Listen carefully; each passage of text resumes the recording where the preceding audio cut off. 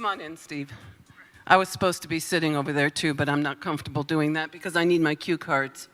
So we have a very interesting panel, very capable panel in front of us this morning. It's my pleasure to be back here in Singapore at SNW.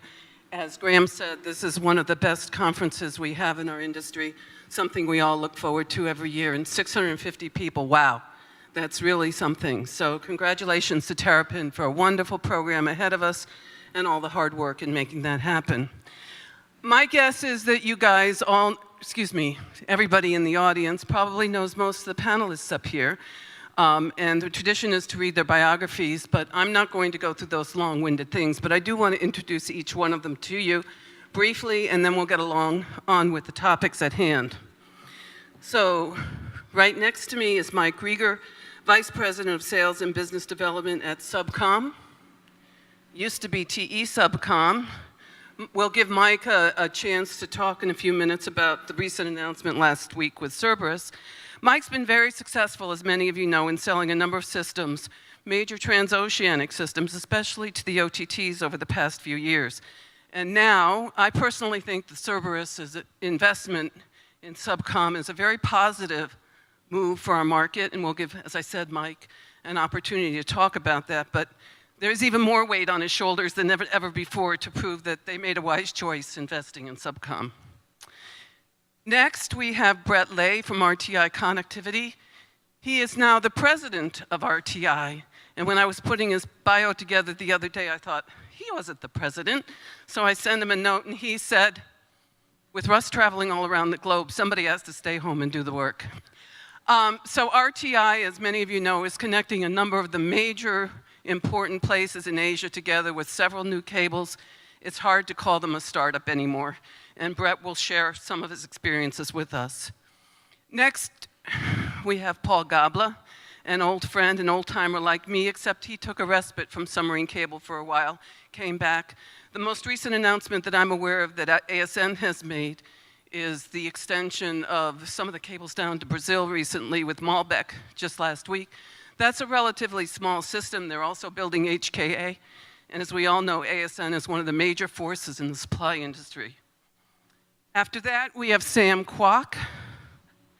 Does this work, Bet? No. We have Sam Kwok from Tata.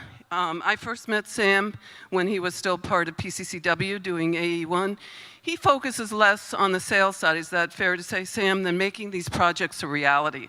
So he'll talk to us a little bit about some of the challenges making all of our undersea cable systems get from a contract stage all the way to service. And you all know, of course, Mike, well, you guys reversed, I didn't set this up right. Okay. Next we have Paul Abs. He told me I could call him Paul Abs. Nothing to do with the picture. But I'm afraid that I can't necessarily pronounce his last name correctly. Paul is a lawyer I hear by trade, but now he's in sales. Talk about reversal of roles, right? But he's the head of North Asia at Telstra. And he'll be talking to us a little bit about demand on the capacity side, because obviously he sells capacity, and what that does to driving need for new cables across the globe. Then we have, of course, Mike. I don't remember, Mike, how long you've been in your job at Huawei. He's the head guy at Huawei, as you all know. But he's done an amazing job at people now talking not just about the big three, but virtually the big four coming up behind. He's done a lot of regional networks. Recently, the final splice of Sail was announced, I think, the first transoceanic network that you've done. So he's done a lot to take Huawei Marine Networks from a new player in the industry to really the up-and-coming one. Okay? And last, but certainly not least, and following us after this panel, is Steve Alexander. Did you tell me I could call you this morning, Chief? Walking, traveling, troublemaking, troubleshooting. Yeah. Anyway, that's Steve. So he'll be up next. So we're going to start with Mike, because I think everybody was kind of surprised, but not surprised, but curious. And there have been a lot of blogs and rumors about this whole thing about Cerberus taking over SubCom. As I said, I'm a believer. I think this is something that says this industry is moving in the right direction. It's got a lot of opportunity in front of us. And despite a lot of people saying, what does Cerberus stand for, and looking up mythology and all that kind of stuff, I'm a believer it's a good thing, and I'd like to give Mike a chance, not to self-promote, but to give the story for SubCom first. Not to self-promote. Okay, got that. Well, good morning, everybody. As Elaine mentions, this past week, TE announced a definitive agreement to sell SubCom, all of its assets, all of its resources, to Cerberus Capital. And we expect that transaction to complete in about 1 month. We're very excited about this. We think, as Elaine mentions, the market is in a state of change, and we're with a company that, while a very good company, was manufactured focused, and Cerberus is really bringing a breath of fresh air to us and looking to invest in us and grow us, and it really sees this industry, the undersea market, as a very promising, growth-oriented market over the next foreseeable future. So we're very excited about it. I have many opportunities in the coming 2 days to meet with you folks and give you more detail, but as I was told, I can't self-promote now, so we'll have to wait for later. But we're very positive about it, and we'll be happy to share the details of it. And so, as you said, it's a very logical next chapter for us, and it looks very promising. Thank you. Thanks, Mike. So we were asked by the conference organizers to start with a talk about demand and what's happening in the industry and how capacity demand is driving new cables. And we talk about this at a lot of conferences, but it's worth talking about for just a little bit before we get into some of the twists that takes us down over the past. So I'd like to start with Paul. And with your wholesale job, talk to us a little bit about the growth that you're seeing in terms of demand for capacity on cables internationally here in the region, and what that means to new cable investments. It looks so. I mean, we're best placed to talk about Asia Pac. We're one of the leaders in Asia Pac. I think we're seeing connectivity demand growth of about 30 to 45%, depending on the route. So across the hot triangle in Asia of Japan, Singapore, Hong Kong, it's up to the top end of that range. It's obviously been driven by a lot of underlying forces in Asia Pac.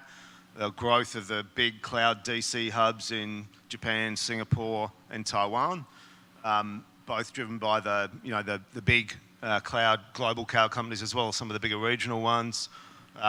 Obviously, it's driven a little bit by the bandwidth tsunami that our last speaker was talking about. It hasn't quite turned into a tsunami yet, but individual internet growth still doubling in terms of bandwidth using every few years. The other big driver in Asia, if you include India as part of Asia Pac, is you've still got more than half the population that don't have access to the internet. So that is increasing, by 10 points every few years, and that's still driving a lot of bandwidth demand as well. So obviously, that's driven a huge amount of growth in new systems, Japan, US, a lot in China and Hong Kong to the US over the last few years. We're in 2 of those, and increasingly Singapore to the US as well. And I think you're going to see at least 1, if not 2, announcements of new builds coming up very soon, as well as a lot sort of intra-Asia. And last but not least, a bit of a avalanche of new connectivity into my home country of Australia. In fact, I think there's more builds being planned into Australia at the moment in terms of that are post-SIF than perhaps what there is into Hong Kong and China, which is, I'd say it's quite fulsome, the supply side in terms of in Australia at the moment. If anybody's thinking of doing a new cable to Australia, let me just assure you, having grown up there, there is more kangaroos than people down there, and the kangaroos don't have iPhones in their pouches, so I think we're probably fully loaded with new systems going in Australia at the moment. Thank you very much, Paul. I'd like to continue this conversation about demand with Steve, if you could pass the mic to him.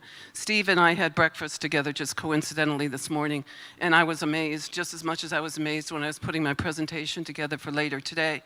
And I had pulled out some data from telegeography, and look, I don't know whether Alan's in the audience, but I pulled out one metric, and I should never do this, but I did it. I pulled out the incremental demand that they're forecasting across the Atlantic between 2018 and 2019. So I had said to Steve before we had breakfast together this morning that I'd like him to talk about what Ciena's seeing in terms of growth rates for capacity globally, and do they match telegeography? To put a little physical reality behind the metrics that people say, no, it can't be true when they see these exponential growth curves. So I had this metric in the back of my mind, which you'll see on a slide later, and I tested Steve over breakfast, over coffee. I said, Steve, I pulled this out of telegeography. What do you think that number is? And what did you say? 100 terabytes. 100 terabytes, which is the number.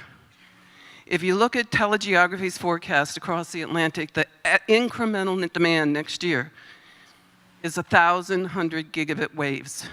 I mean, to me, when I pulled that out, that was mind-boggling. Mind-boggling. I cleaned my glasses. I said, is this really real? And I was amazed also that Steve knew that number. And I said, so that doesn't surprise you?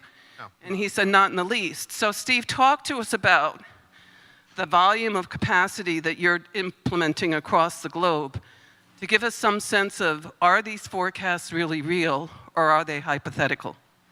So, Elaine, I think the forecasts are, absolutely real. I mean, you heard from the keynote some of the drivers. The drivers, we're all in this room. It's us, right? It's as a society, we like to create content, to consume content.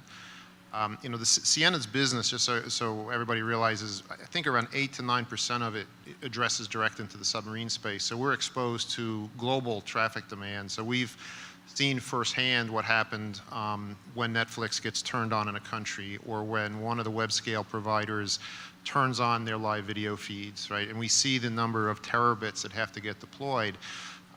So my answer was based on what we see happening on a global basis, not just in the submarine space, right? The submarine space is critical, right? It's how the continents connect and how we do all the data center interconnect and how come we can have content here and broadcast around the world.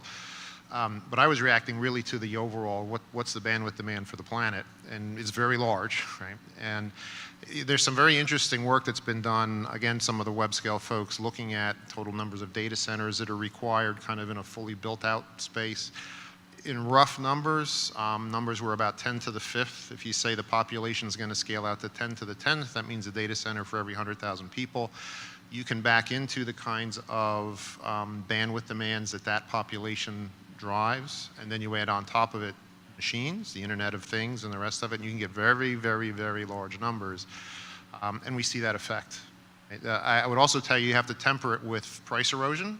Right? So in the overall communications space, if you're seeing pricing eroding 10, 15, 20, 25%, depending upon the market, volumes have to be going up, 25, 30, 40%, 50% a year just to keep the business flat in that world, right? A 50% price reduction requires a 100% increase in volume to stay flat.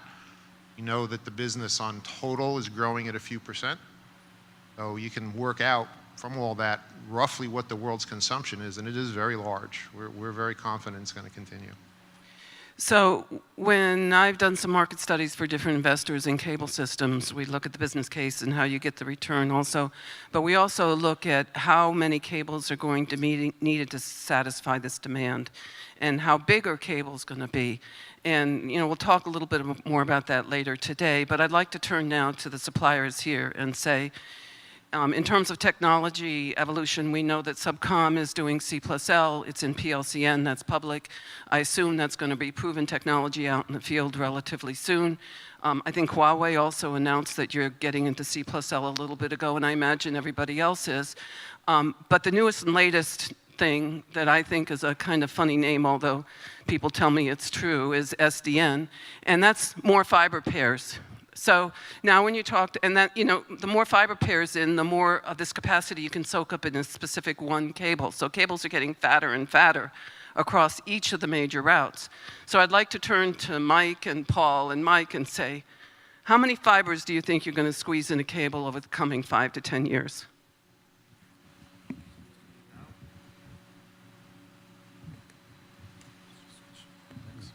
What's coming now is 12 fiber pairs, even 16 fiber pairs on some systems being planned, and the trend has evolved very quickly over the last 2 years, and that's because it seems more efficient to just put more fiber pairs than do anything else to increase the capacity faster.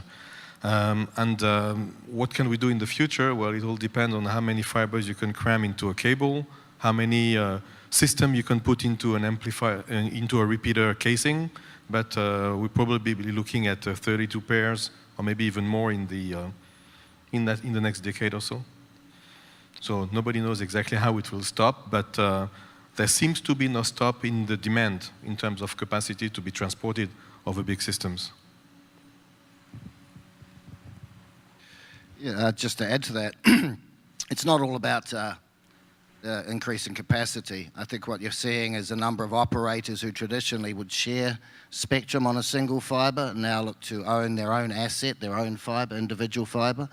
And that's possibly more prevalent in regional systems, if you look at the east or west coast of Africa with multiple landings or intra-Asia. So that is also driving this high fibre count. From my perspective, yes, we're looking at C+L, but we appreciate the high fibre count is probably the more in-demand technology, and we're already seeing bids and tender documents coming out with high fibre count systems. Yeah, I think my colleagues covered the high fiber count. But what are we solving with high fiber count, right? We're looking at certain design limitations on the underlying solution. How much power can we bring into the system? And then how do we get the best economics out of that cable? And right now, if you look at the certain power design limitations we have, as Paul said, right, we're looking at what each time we hit our head on how many fibers we can put in the tube, how many volts we need to put in to power the amps to get that many fibers. So the real exercise we're doing is continually driving a new fungible unit, right? It used to be the wavelength. It used to be private circuits, IPL.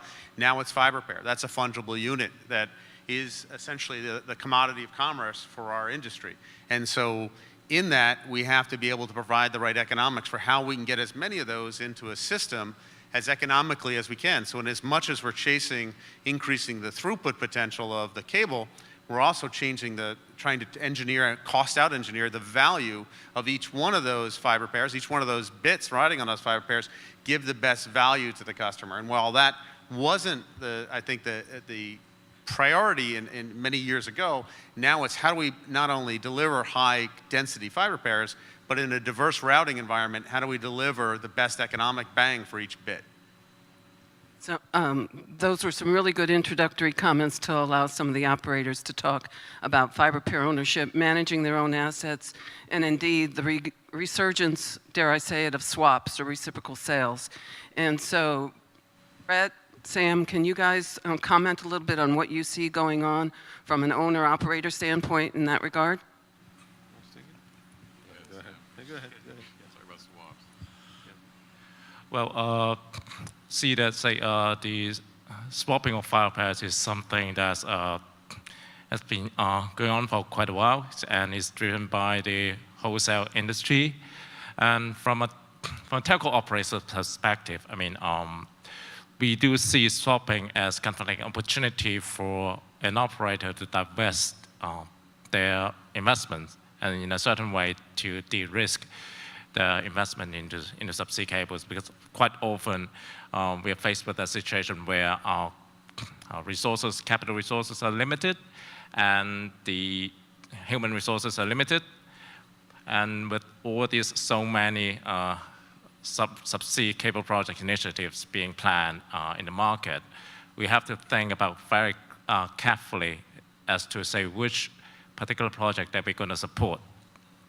And with that, say, the strategies that, say, we're pursuing as a telco would be like, say, focusing on a collection of projects and try to make it work and try to make it work better, and then use the investments that we have on those systems to swap with other systems. And that's how we work that out in the wholesale market. Brett, can you add something about swaps? Whatever you like, Brett. When they talk about swaps, really what you're discussing is using your network assets as currency. You're going to use it as currency because you're trying to develop a product solution to meet your customer demands. Obviously RTI at this point in time doesn't have the assets in place to be able to do particular swaps and create those solutions.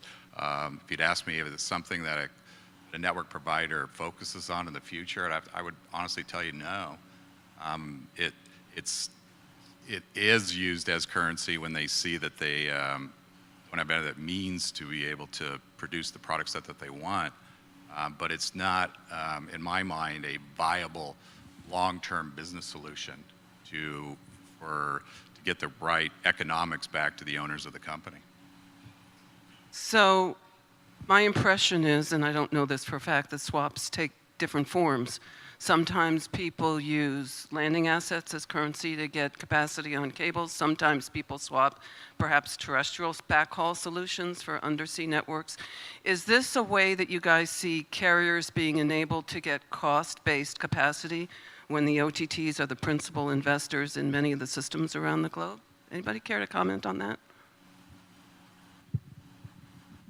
A little bit. I mean, we've done swaps of all sorts. We're looking at one at the moment, which is effectively landing station services for capacity. And I think, you know, both Sam and I have got a lot of legacy network, right? A huge amount of legacy network across the globe, for us, especially in APAC. And, you know, if you describe most of our network as a really well-serviced, well-run, second-hand BMW, sometimes it still pays to trade up to, you know, your latest top of the line, off the market, brand new Porsche 911.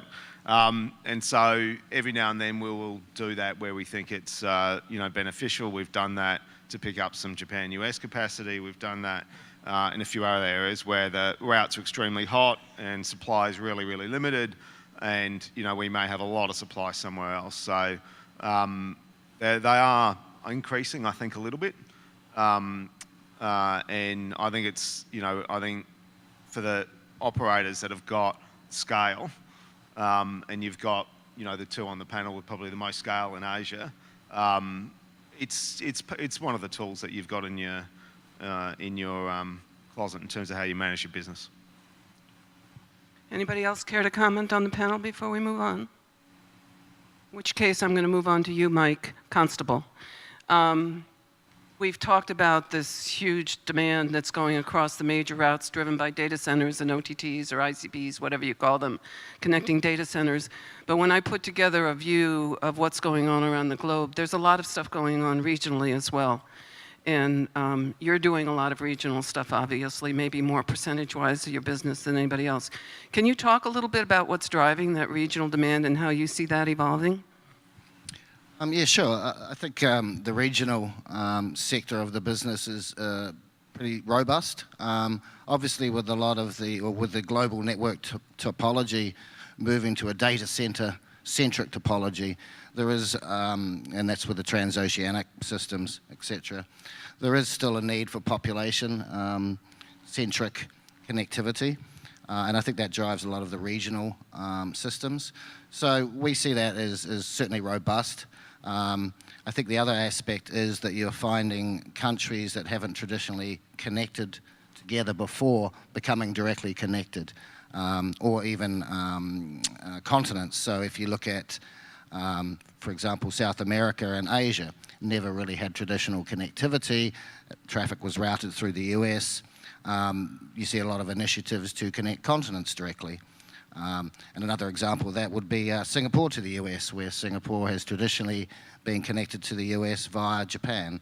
So obviously those are transoceanic systems, but yes, in terms of the regional connectivity, population centers, particularly in developing countries, I think an area of growth is obviously Africa. The Middle East is also an area of growth, and we're seeing more regional connectivity, even domestic connectivity in the South American region.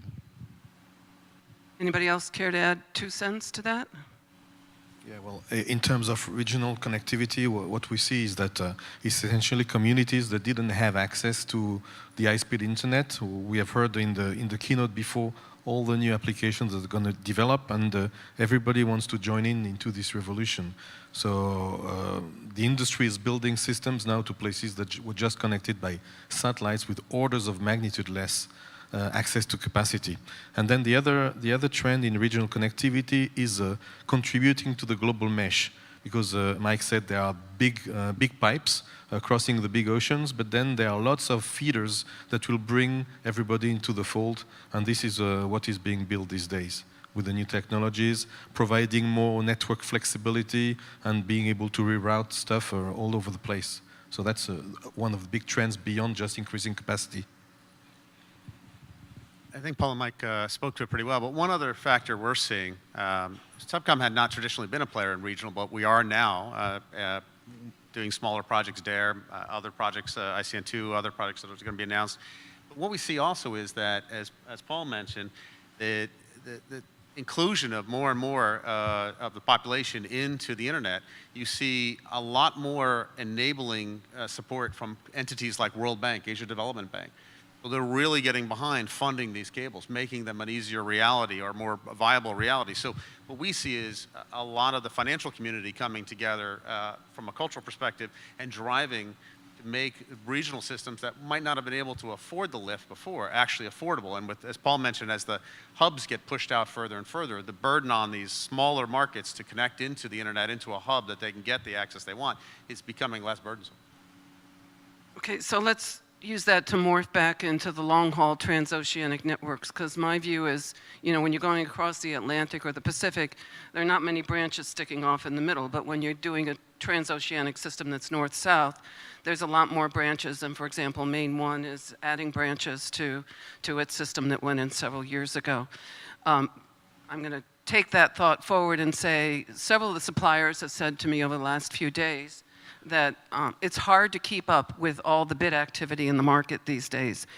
Every time you turn around, there's another new system that somebody wants them to build, and they have to put together a proposal, go through the adjudication.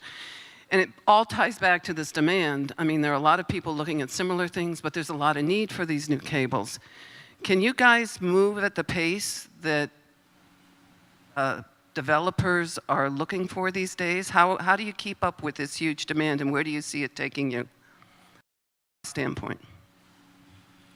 Perhaps I can start on that. I mean, if you look at 2018, already this year, there's been 19 projects announced at a cumulative total of about 100,000 kilometres of cable. I think there's probably going to be another 40,000 kilometres of cable announced before the year end. So that's more than double what we saw last year, and the market value was about 2.7 billion.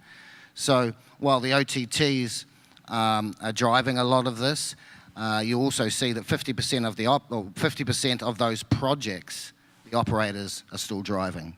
So the OTT value of their products may be more, at around 55%. The amount of projects that the operators are still driving is quite substantial, although their market value is less. The value of those projects are less. So yeah, keeping up with the demand in the industry is always going to be a challenge, but even with 140,000 kilometres of cable, we expect to be announced by the end of the year. I think there's enough manufacturing capacity, so global manufacturing capacity with all the suppliers we have here. But I think that the real challenge here is the push for more R&D. We've talked about price point erosion, or perhaps we will. If you look at trans-Pacific systems, erosion in price points over the last 4 years has been over 40%. I mean, in the long term, that's unsustainable when margins are becoming slimmer and slimmer. And this goes right throughout the supply chain, right? And also right throughout the ecosystem. It's affecting the maintenance market. So we as suppliers are still pumping money into R&D to bring high fiber count systems, ROADM technology, etc. But the price point erosion is unsustainable in the long term. And as I said, I think that goes into the maintenance market. We have not seen any new vessel investment in the maintenance market for many years because a business case just does not support it. I think you also see that in the upgrade sector as well. So we as an industry, I think, have a challenge ahead of us. Yes, we as suppliers will continue to look at reducing the cost base, making it easier for investors to get away, to get their system funded. But we've really got to have a hard look at the industry overall in terms of that price point erosion and expectation of price points. Paul, I think this is one of your favorite topics. Sorry, Mike, but I think this is one of Paul's favorite topics. Suppliers are getting a lot of cost pressure. There's a lot of competition, a lot of pressure by the purchasers to get the cost of systems down. And it is, everybody I talk to is feeling the pinch. So Paul, you want to take up that topic a little bit? Yeah, well, it's not so much a cost pressure. Of course, we feel it, but it's a natural law of markets. The thing is, how can we build, how can we continue to build a sustainable development pace to cope with the demand that we've been discussing? So demand is growing fast. It's not slowing down anytime soon for lots of reasons, including the ones we've discussed and the one that we presented in the panel before, in the keynote speaker before. How do we keep up with that? Developing all the technologies that the market is requesting and building system at the right pace. Because as you said, there are lots of projects being planned. So how can we keep up? So there is a sense, or there should be a sense of the global development or the global good, whatever you want to call it, meaning that everybody must find their space in the new environment. So that's what you call my favorite topic, if you will.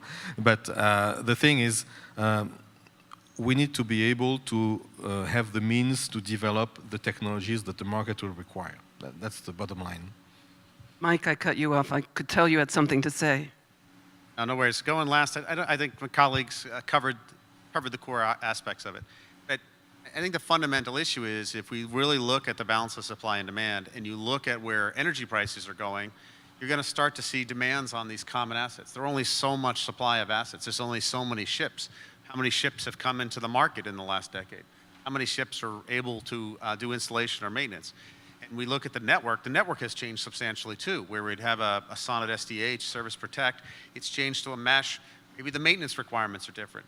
We have to look at things differently in terms of how we're doing installations, how we're doing maintenance.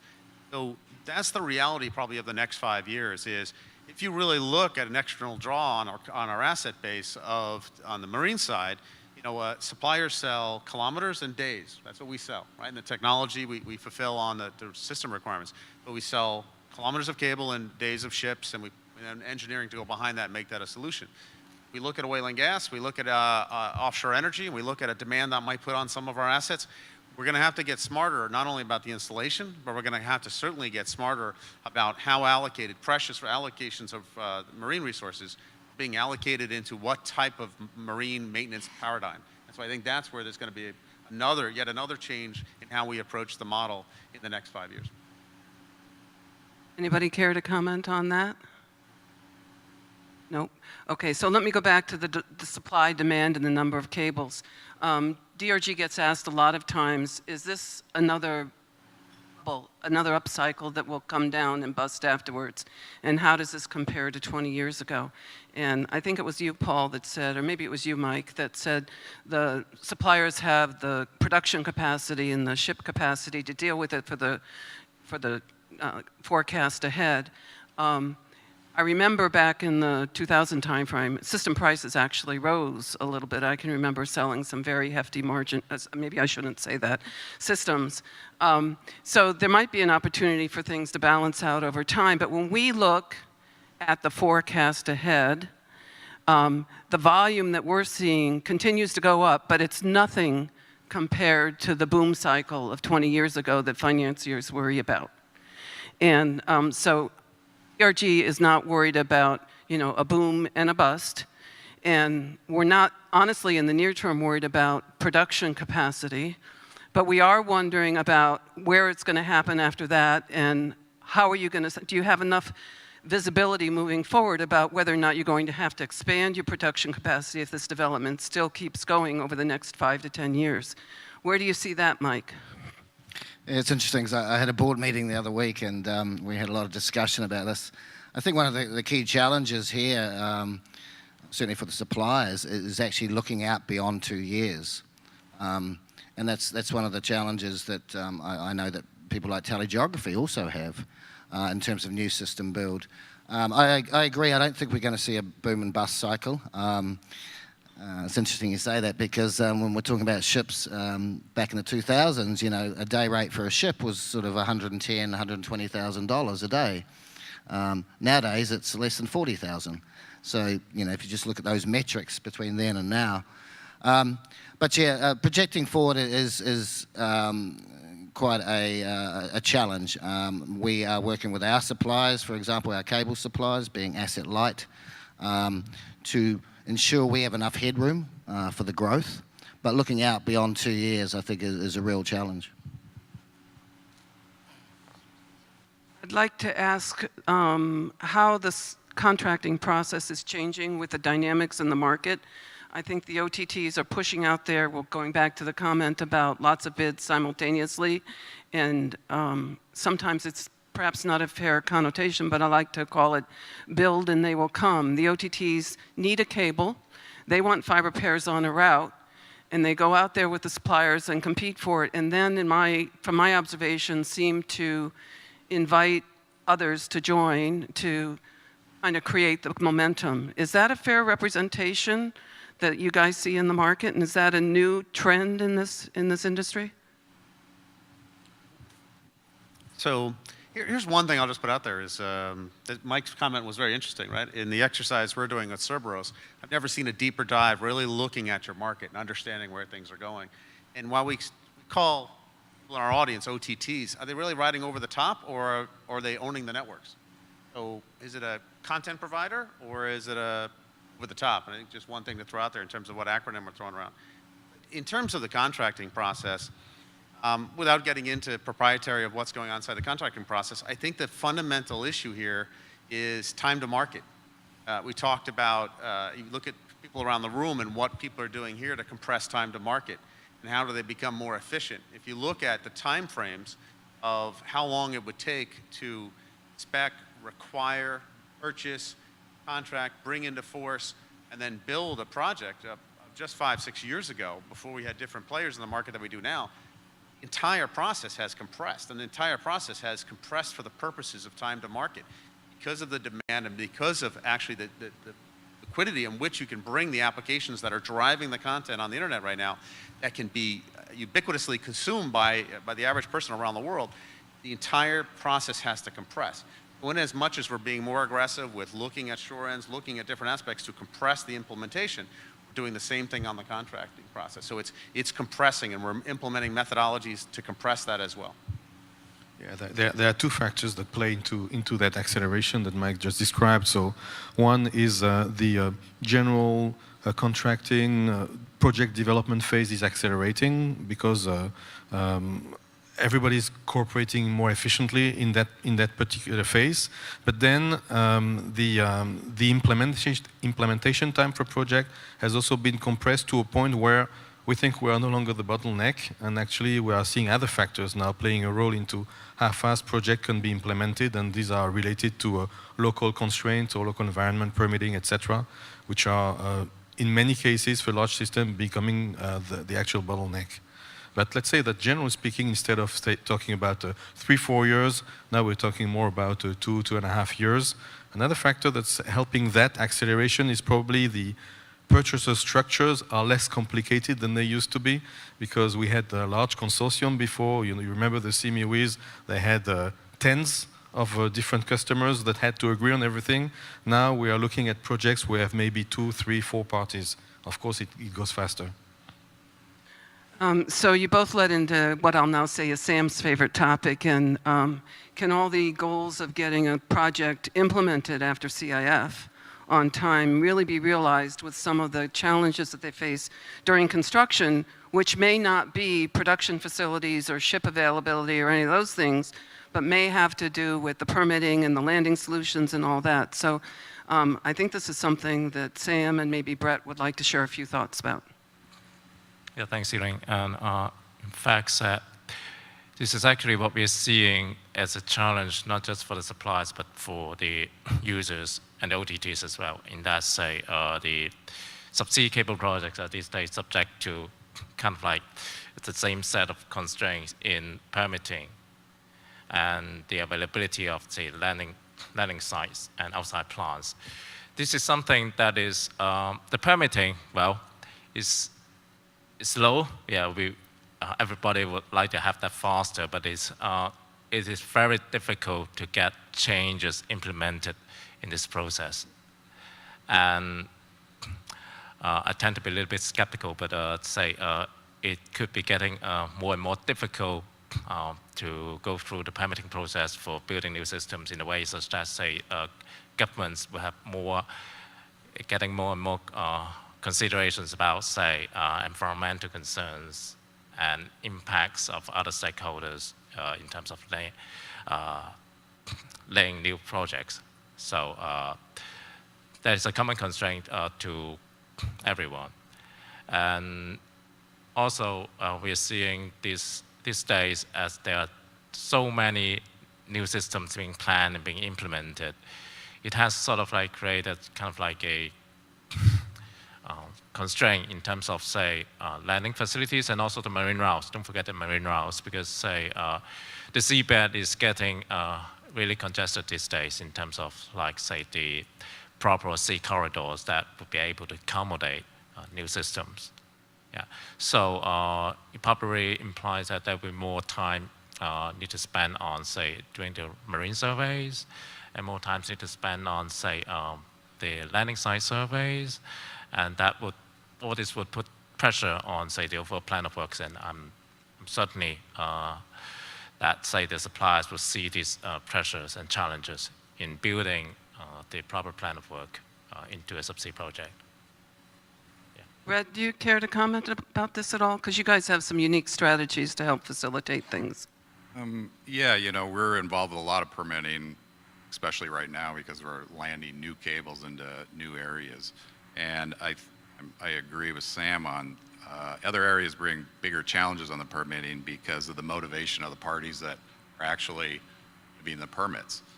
You're dealing with regulatory agencies, you're dealing with governments, and they don't have the motivation factor that we as for-profit businesses have. Their time element is their time element. You know, when they get to it, doing the proper sounding within their organizations, and you have to have the ability to be able to press those authorities when you obviously are motivated by time. RTI, we've taken the approach to try to get ahead of that curve. We try to go into areas that we know that we can be successful on the permits. We try to develop projects that allow us to come back to the same locations because they're already pre-permitted, or we put in the necessary assets to be able to use them again. The idea that, you know, like we did in California, to put additional bore pipes in so that we know that we can get through a permitting process quite quickly with the authorities. So there's ways to mitigate it, but it's, again, you're always going to be at the mercy of parties that probably don't have the same motivation as you, other than, I would say, countries that are looking to open the doors for new systems. And there's an economic benefit to those parties. So for the three gentlemen over here who do a lot of business in Asia, can you see that strategy working in Asia to do a lot more pre-laid shore ends or duck banks or whatever? It doesn't solve all the permitting problems, but it helps them. Paul? In some countries, yes. I think in others, you're still going to have a couple of countries in Asia where the permitting is going to take a long time.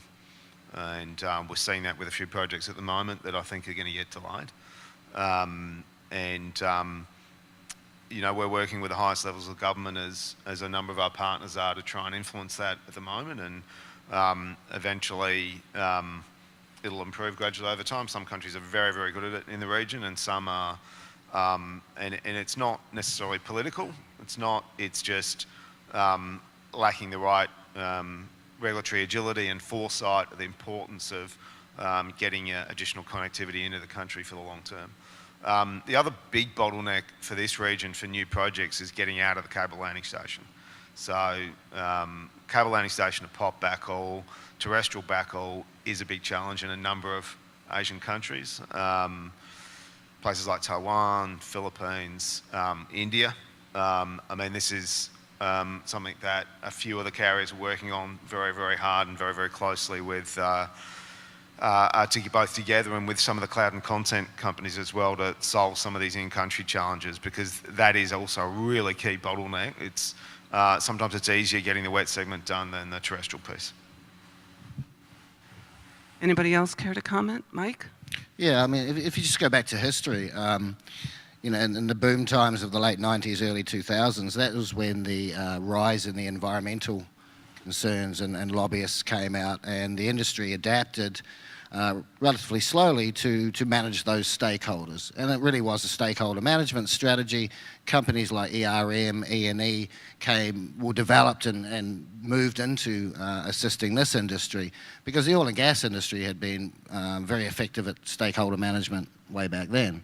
I think the other aspect, so we've moved into dealing with the environmental concerns, which many more countries are having, and certainly even the developing ones.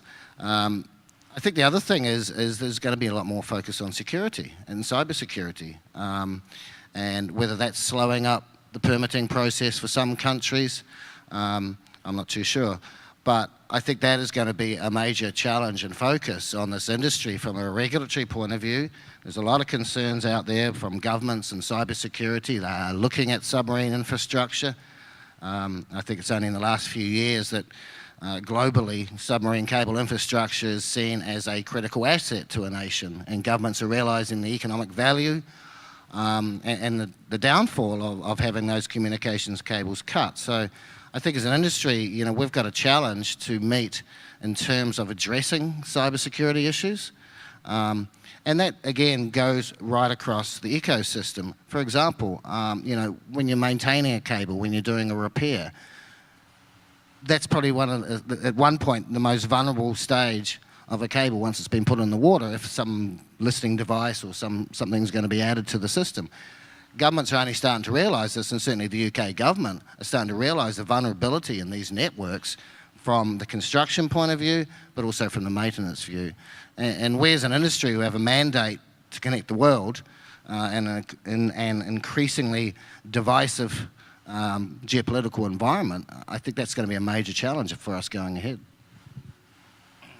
I think all of us would have a hard time disagreeing with what you just said, Mike, but it's a huge, huge topic. And if I recall correctly, there is a panel topic or session on security tomorrow, I think, right?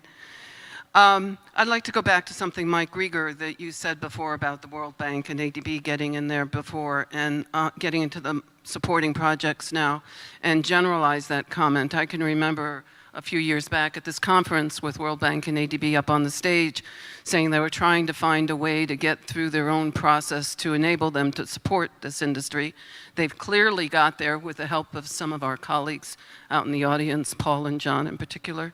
How do you generalize that? How is financing influencing the industry as a whole right now? What's important for the market that you're dealing with? And that's open to anybody, owners, suppliers. How do you see financing in this industry right now?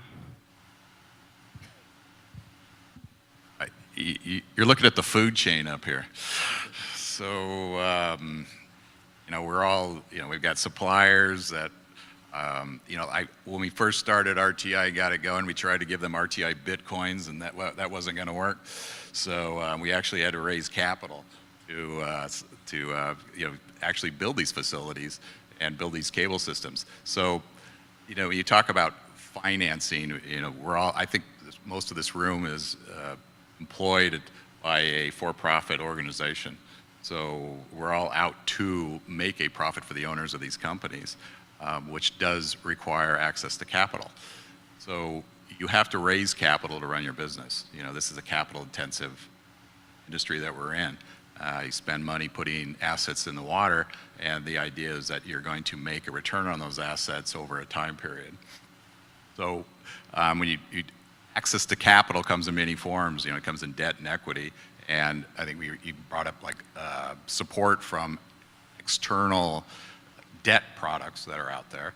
We see opportunities. We get support from debt instruments out of different countries for support of their own ecosystem. We look for equity investors that have a long-term vision of to be able to have the sustainability for these are long-term returns. So that requires some patience as those come back. So. Nobody else wants to touch this one. Mike? Yeah, I don't want to dominate the microphone, but there's another structure that we've been working on is asset lease financing, and that can be at the spectrum level, a fibre level, or a full project level. And, contrary to probably what many people's perception is of this is Chinese money. No, it's not. We're working with a bunch of international banks, mainly in Europe, asset financing, asset lease finance structures. The other Mike, did you want to chime in? Yeah, let's tie it back to your comment on, are we approaching bubble-esque type behavior of 2000? You look at the crisis that we had in 2008, the lessons learned from 2000, 99, 2000. The debt out there is much smarter. The equity is much smarter. Infrastructure is a very desirable asset play right now, investment play, because if you look at the global equity markets, they're looking at a very long bull market, and they're saying, okay, maybe I need a little diversification. Maybe I need to look into the infrastructure componentry of various types of infrastructure, and telecom being one of them. Our experience has been that this money is much more educated, much more knowledgeable, much less speculative. They really look at, from a pension fund model of looking for a stable return, a predictable return, not a home run return, but something that's a viable long-term play. And so they're very methodical and very systematic about the approach. So that's desirable for us because we see that behavior ensuring a very predictable behavior going forward. And so in that regard, you see debt coming into, investment coming into the market much more logically in a much more viable business model oriented as opposed to a speculative scenario where maybe in the 2000 era swaps were dominant and they were driving a different type of economic appreciation. And now we see it as a much different approach that sees infrastructure as a balanced part of a portfolio, and therefore there's more ready access to capital. Let me put a little different perspective on it, because Ciena is unique in some sense in that the submarine business, again, is 8, 9, 10% of our business, right? So we're exposed to the telecom industry globally. A lot of what we just talked about, the deployment of assets, the need to have a lot of deployed capital, that's not a whole lot different than what's going on with deployment of 5G, right? That's a massive densification of the edge of the network. It just isn't going under the water. It's going, on sides of buildings, on antennas, and the rest of it. What we've seen is really investment coming from two areas. You have very progressive carriers who understand that being kind of first in market gets them an advantage, and I would point you to some of what's gone on in India with the emergence of things like Reliance Jio and such, right? The ability to put a Verizon scale network together in a year's time, right? Somewhat unprecedented. The investments that have come in from various governments to address what really is the digital divide. Right? And you've got the emergence of, we don't call them OTTs because we don't see them over the top. We call them web scale or GCNs. There's various terms for them, but their business relies on eyeballs on their platforms, and it was literally these communication networks that this industry built is what first enabled a billion consumer platform. They have vested interest in making that continue. They need to make a profit. They need to be at the right price point. But if there's any, large-scale trend we've seen is that the submarine networking space is being viewed as a component of the broader global networking industry. Right? They're not seen necessarily like they used to be as individual segments and how much capacity do I need between city A and city B. It's filling out the construction of a global platform that enables these web-scale entities to continue to do business and for the next several billion people to get on net and not have this massive digital divide anymore. I wish I could be so eloquent. I had a charge to get us a little bit back on track, and I'd like to give these guys a chance to have one last word each before we close up shop. But I'd like them to do that after we take a couple questions from the audience, if we could. Are there any questions out there in the audience for our panelists today?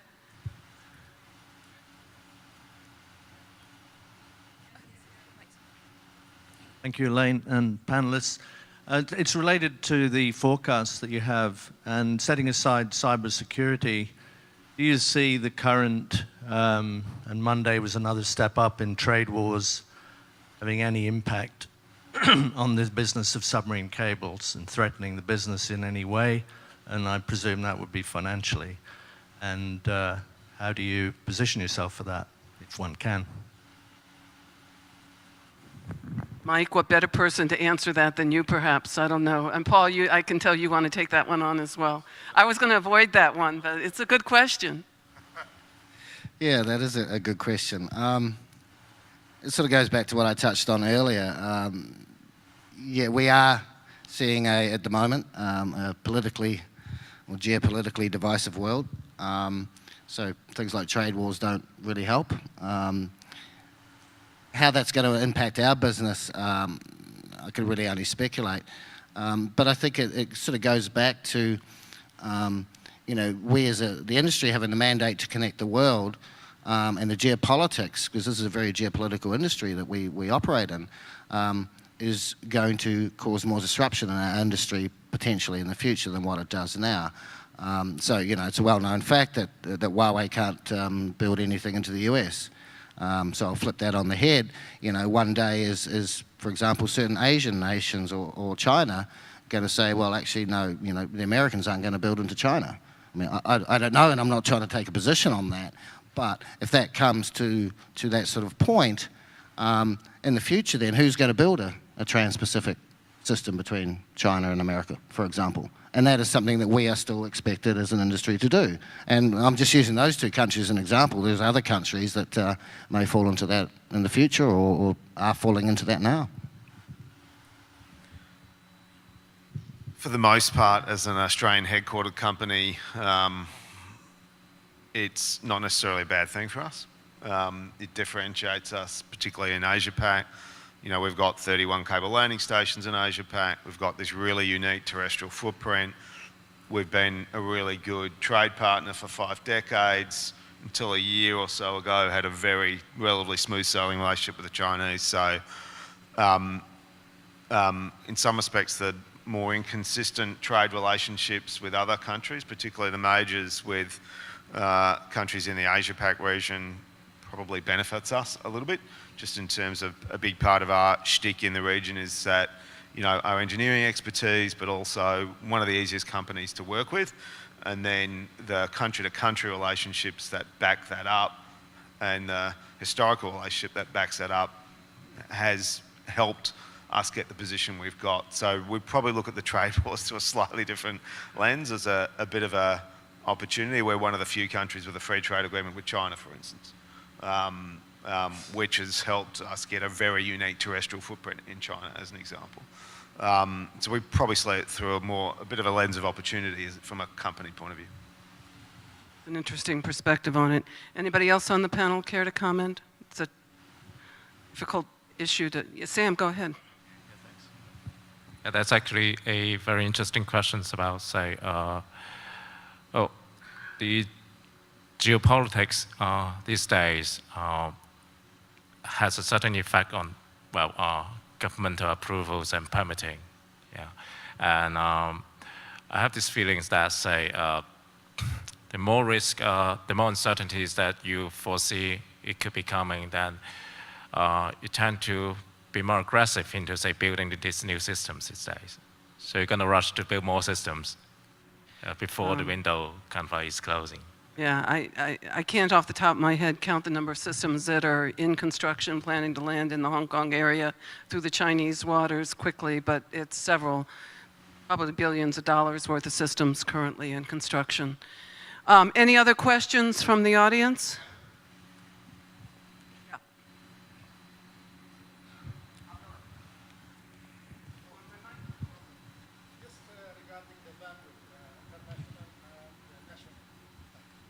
Abdullah Samhan from Saudi Telecom. Actually, we are in submarine cable, and there is demand on the international and there is demand on the national. Most of the demand actually it's coming from the national because the new technology and all the things which we are talking about, it is mainly localized. Also in the submarine now there is a change in the industry and going for the data center and the clouding. So the question I want actually to Steve for Ciena, how you see the expansion in the submarine network demand and the national, how the percentage is going. So there is way to saturate the bandwidth of the international demand? Is the question clear? Sure. So let me answer it 2 different ways. We would say that the growth in bandwidth we see is very complementary. There's absolutely a trend towards what we'd call localization of content. And so the traffic pattern and the models still do change. But as some of the comments that were made, if you were at a couple of sessions yesterday, or even just what the keynote said earlier, machines love to talk to each other. Data centers will continue to interconnect and such. And so we view them as both having very great growth, right? When we look at the network, and again, I speak from the perspective of terrestrial and submarine, network does two things. It connects users to content, right? Users originate and consume content. They get it to a data center, and you have content-to-content connections. That typically, content-to-content tends to be the submarine space. User-to-content tends to be the wireless space. That's not that pure. Both are being driven. Both are growing. What we set out to do is provide the best technologies for both and make it programmable and flexible so people can take advantage of it. That's been our approach to it. But we're very confident both will continue to grow, and that you can adequately segment traffic and localize as you want to. So we believe the technologies are there to let you do what you need. Thank you. Okay, I'd like to wrap up, and I'd like to start with Steve and go all the way and give Mike the last word as well as the first word. Mike, how about that? Never happen again. What do you guys see as the biggest change coming in the next 5 years that will change the way this industry works? Oh, biggest change in the next 5 years, I think, is going to be the adoption of this programming platform model, where the network itself becomes a programmable platform you build other things on top of. I mean, we've for years treated a series of segments. That's not the way to think of it anymore, because you really do need connect, compute, store, and I would even argue there's a now sense and act kind of capability that has to be all together. The connect function just has to be there, but you need compute, store, your ability to sense, your ability to take action. That's your Internet of Things. We've got to approach the global infrastructure as a platform. Mike? Next 5 years, I was sort of thinking more to the next 10 to 15. 10 years, do 10 years. Yeah. I mean, as our keynote speaker earlier on sort of suggested, technology is disrupting every industry, and jobs are disappearing as technology is just fundamentally changing pretty much every industry and every aspect of our life. So, in 10 to 15 years, moving out a bit further, do we believe that we as an industry will be around? I mean, what's the technology disruptor that's going to change our industry? Because let's face it, what we do, laying a long pipe across an ocean floor, it's a pretty agricultural sort of industry. So, is it going to be low orbit, laser-based satellites? Can they solve the solution of pumping lots of data through the atmosphere on lasers? And I know some of that's sort of been experimented. I don't know, I'm not a technologist.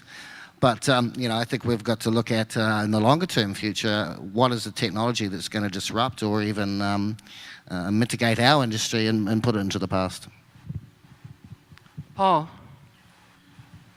I do think, just agreeing with Steve, that programmable networking is absolutely, it's really just starting to take off now. We have a huge proportion of the lit capacity in terms of wet segment in the region. Most of that is now connected from a programmable networking point of view from us, and we are really starting to see it take off, and it's, we see it as being a key thing we need to be ahead of and a key sort of early mover differentiator in the market. The other big thing from an APAC point of view is just some of those massive terrestrial challenges that several countries face. And we're not necessarily talking about small countries, we're talking about India and places like that. As an industry, we're really sort of stepping into that now, and I think over the next 5 years, we're going to have a lot of those problems solved. Sam? Yes, I do echo, what the speaker has mentioned about, the development of IoTs in the subsea environment, and that goes into trying to tackle the questions about the operations, long-term operations of these systems, which I really think that is going to be the focus for the next 5 or even 10 years in seeing more innovations in this area, and also what sort of process improvements are we collectively gonna work out, say, in terms of managing the maintenance and repair of all these subsea systems all over in the place. We need better coordination on the part. Thank you. Paul? Yeah, we have been talking a lot about increasing capacity of the networks with SDM technologies and the like. We haven't talked at all about network flexibility. And I think while we have introduced, or the industry has introduced in the last couple of years, new devices, WSS, wavelength switching devices, which allow to reconfigure a network, including the wet plant, on the spot, on the fly, and as some of my colleagues said, automatic network configuration, automatic network healing, and this I think is in itself it's a revolution, because it's when you look at the devices, they are quite complex devices that are put underwater, so that helps a lot. I think there are a lot of people that agree with you about that. Brett? As a service provider, I rely upon these guys to come up with the next technological solution to meet the needs. The question I always had, I listened to the keynote speaker, it is like, what's next as far as it's going to drive all the demand? And I can sit here today and say, it's what we don't know is going to come up. If you look at, and I take a poll right now, okay, everybody in the room who has a mobile phone with you right now, and it's an intelligent phone, right? You realize that phone was only introduced, and I think Steve Jobs came out in June of 2007 when he introduced that device. And now look at your phone too and see how many applications do you have on it. I bet every one of you in this room has at least probably about 100 applications on that device that did not exist before 2007. As we sit here and go, Facebook grew from 20 million to 2 billion in a matter of 10 years. WeChat, if everybody knows what WeChat is, grew from 0 to 900 million in a matter of 7 years. So my point is that we've created capacity for a system, but there is going to be other uses of it that today we're sitting here, we don't even know that's going to come and hit us. And it's going to be through the intelligence that comes through using these devices. It's going to be coming through using them for different applications, as we heard from the keynote speaker. And it's going to be, we're all sitting here 10 years from now going, oh yeah, I remember when we talked about this in 2018, it did not exist. And now it does. What we don't know. We don't know. Mike? Being last, I felt compelled to maybe give a little different spin. I agree with everything said on the technology and the bandwidth and the programmability requirements. But one of the things that keeps a supplier, an undersea supplier, a little focused, looking out 5+ years. What about the regulatory side?